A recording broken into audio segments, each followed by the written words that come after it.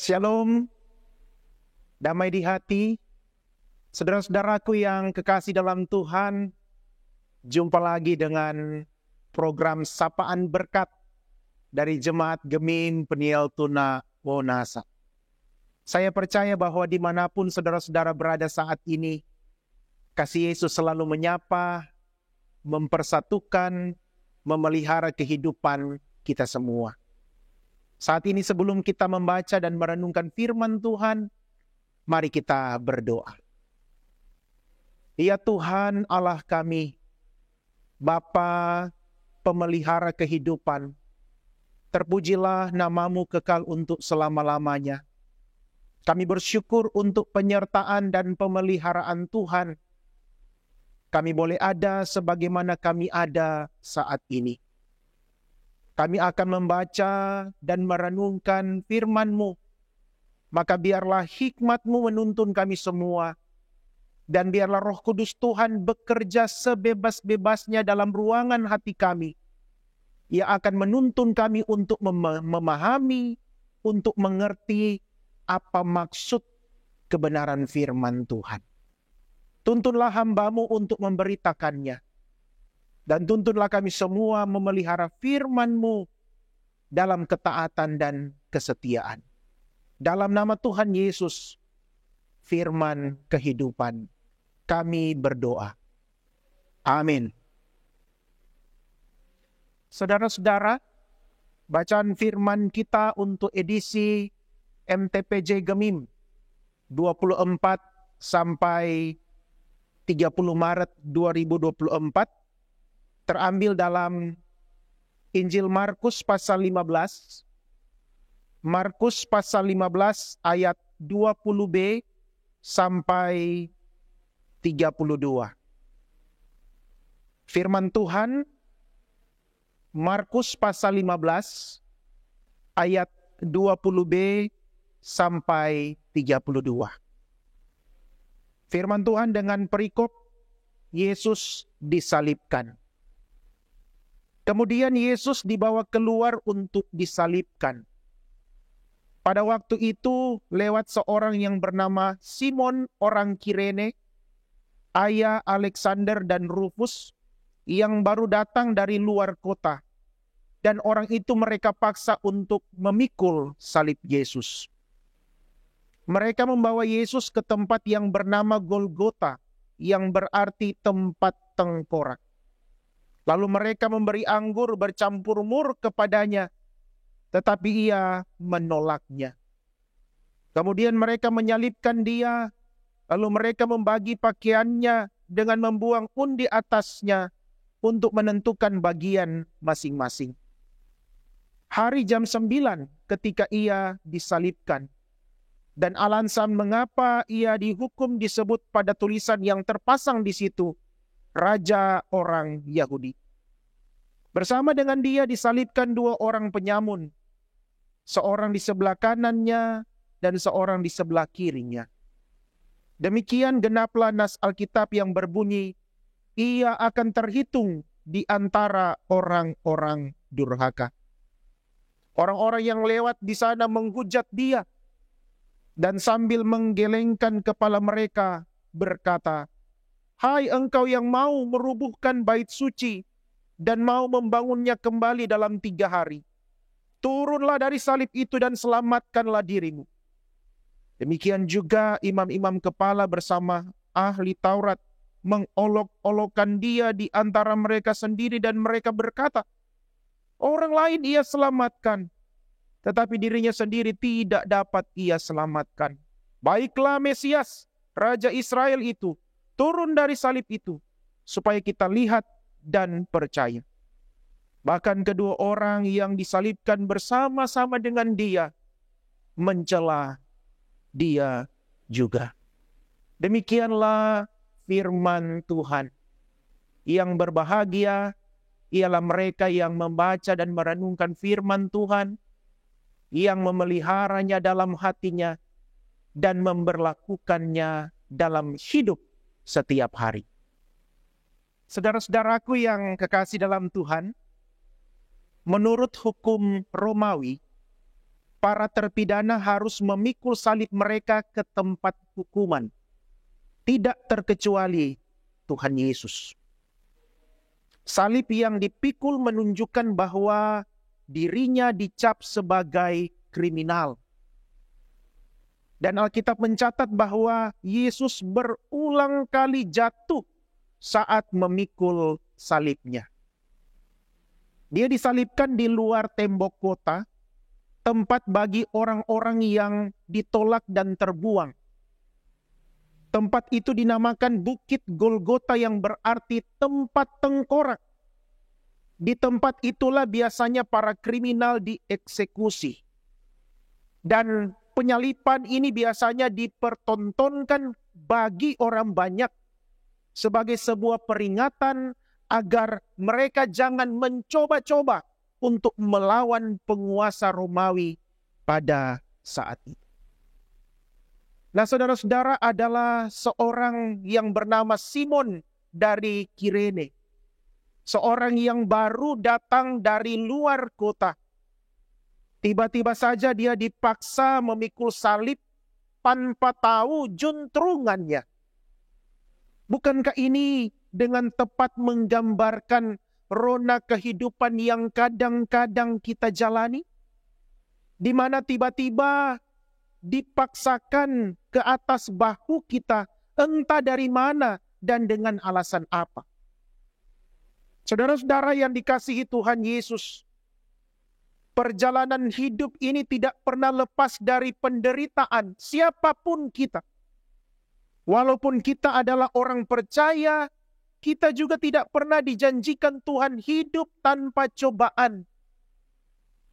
Malah seperti Simon, salib seperti itulah yang kadang-kadang mengubah seluruh perjalanan hidup kita ke depan. Karena salib itu, Simon tidak lagi Simon yang sebelumnya. Dia kemudian menjadi pengikut Yesus yang percaya dan sadar. Kedua putranya Alexander dan Rufus dikenal sebagai tokoh-tokoh Kristen. Dan saya yakin hasilnya pasti akan amat berbeda, saudara-saudara, ketika sekiranya Simon cuma berhenti pada menggerutu, mengeluh, dan memprotes salib yang diletakkan di atas bahunya yang tak rela itu. Tetapi syukur puji Tuhan, Simon mengambil sikap yang tepat, yaitu dia mengusahakan yang terbaik dari situasi yang terburuk. Ia pun memperoleh kasih Yesus Kristus. Nah, sebagaimana Simon dari Kirene, Yesus meyakinkan kita bahwa menghadapi kesulitan dan tantangan besar apapun, janganlah mudah menggerutu, janganlah mudah mengeluh, apalagi putus asa. Karena kita tidak sendiri. Sekali lagi, kita tidak sendirian. Dalam mitologi Yunani ada dewa bernama Atlas yang dihukum oleh para dewa lainnya. Atlas dihukum memikul seluruh bola dunia seorang diri di atas bahunya dan untuk seumur hidupnya. Yesus mau meyakinkan kita, saudara-saudara, bahwa kita bukanlah seperti Atlas.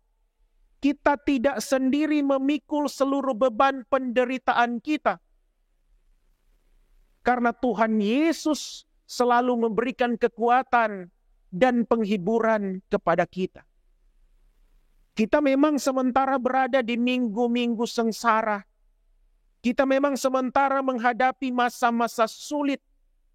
Tetapi janganlah mengandalkan kekuatan sendiri untuk menghadapinya, sebab kita akan kalah.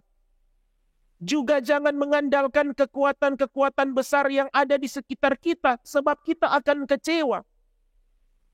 Kita harus yakin, seperti yang sering kita dengar, Tuhan tidak akan memberi cobaan yang tidak mampu diatasi.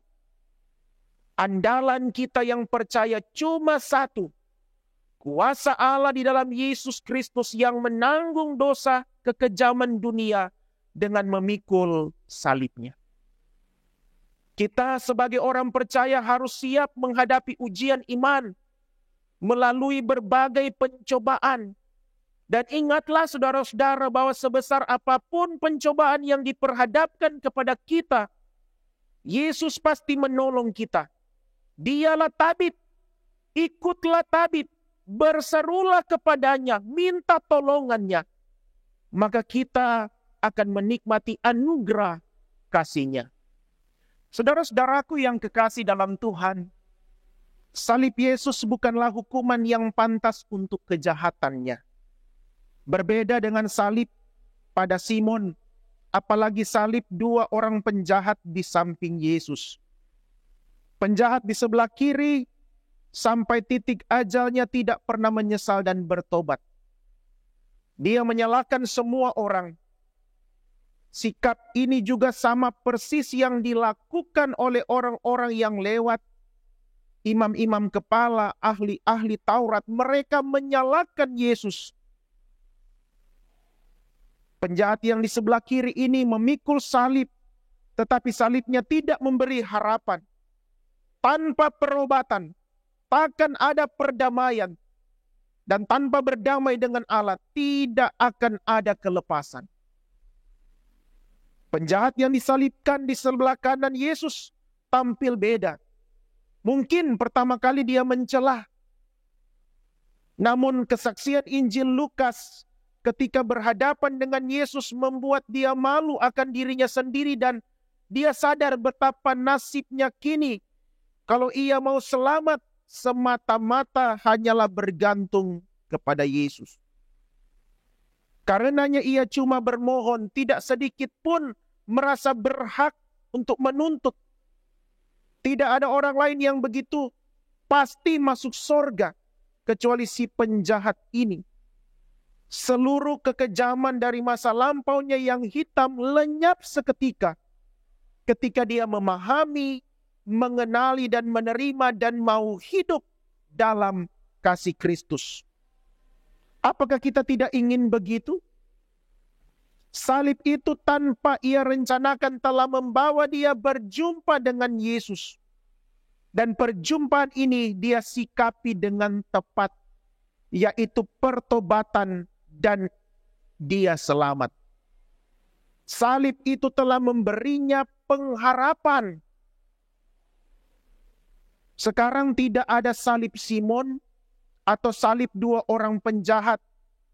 Yang ada adalah salib kita masing-masing. Pikulah salibmu seperti lagu. Pikulah salibmu serta pandang tetap. Jangan pandang yang lain. Pandanglah kepada Yesus yang memikul salib bagimu. Hingga dapatlah mahkota sukar lenyap. Bukan sembarang mahkota. Tetapi siapa yang setia hingga ke tamat, setia pada Yesus hingga ke tamat akan mendapatkan mahkota kehidupan yang sukar lenyap, mahkota yang kekal. Seorang tokoh revolusi Perancis menulis kepada rekan seperjuangannya, telah terjadi pertempuran hebat. Kepala kita dalam bahaya. Ayo segeralah datang di sini dan berikan kepalamu. Seperti inilah semangat militia Kristi, serdadu Kristus seharusnya. Pantang mundur. Juga ketika memikul salib adalah satu-satunya jalan yang terbuka untuk membuktikan ketaatan kita. Seharusnya kita malu mengenai apa yang sering kita lakukan. Jangankan memikul salib, tersinggung atau kecewa sedikit pun telah cukup menjadi alasan yang kuat untuk mengundurkan diri dalam pelayanan. Kepada mereka dengan simpati yang tulus saya serukan, jangan mundur. Marilah dengan memandang kepada Yesus kita mengabaikan kehinaan dan tekun memikul salib. Yesus telah menderita di luar pintu gerbang. Marilah kita pergi kepadanya di luar perkemahan dan menanggung kehinaannya.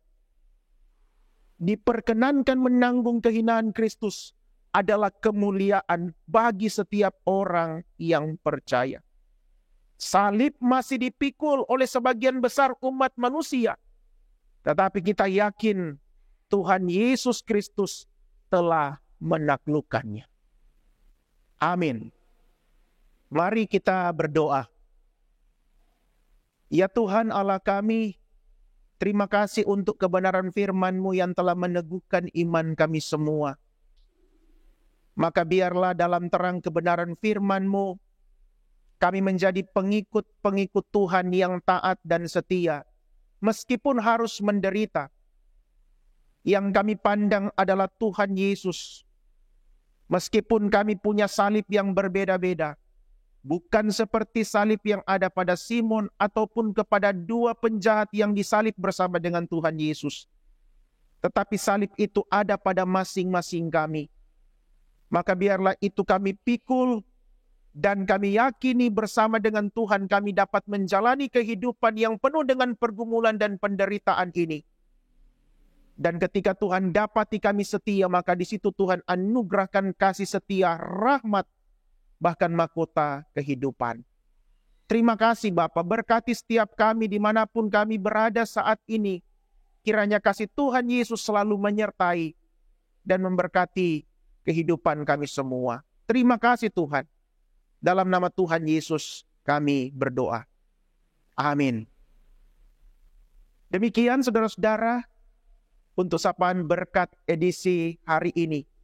Tuhan Yesus senantiasa menolong dan memberkati kehidupan kita semua.